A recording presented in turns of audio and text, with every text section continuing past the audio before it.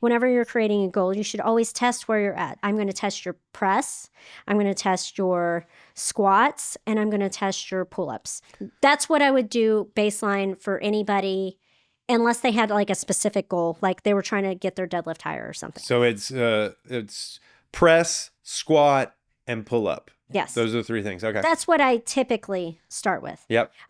Because that's going to help you with overall fitness. Yep. And then, can you do a pull-up? Yes, no. If you can do a pull-up, how many strict pull-ups? And then I would write down that number.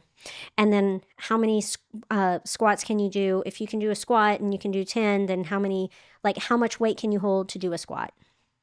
Whether it be front squat, back squat, with a barbell, kettlebell, dumbbell, your choice of however weights. You hold weight. However you're wanting to hold weight. Whatever you have tools-wise that you can continue to recreate for your training. Yeah.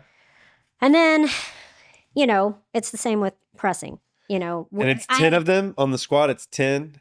No, like if you can do 10 air squats, then No, I could definitely do 10 air squats, but 10 weighted squats. No, I'm saying if you can do, you're thinking about yourself. I'm thinking about myself. Yeah, you need to think about the lowest common denominator. Oh, all you folks. Yeah. How many pull-ups can you do? Yeah.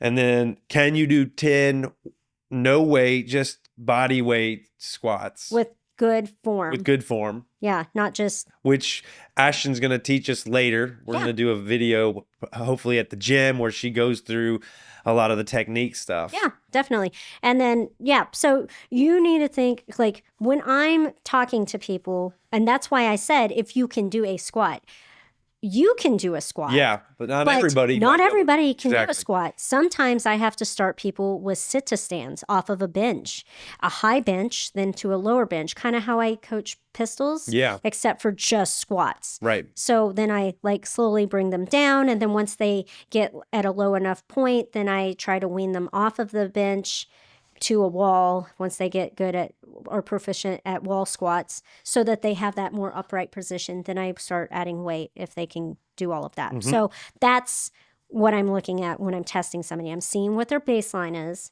Mm-hmm. I'm taking that into my calculations, and then that's how I start my programming,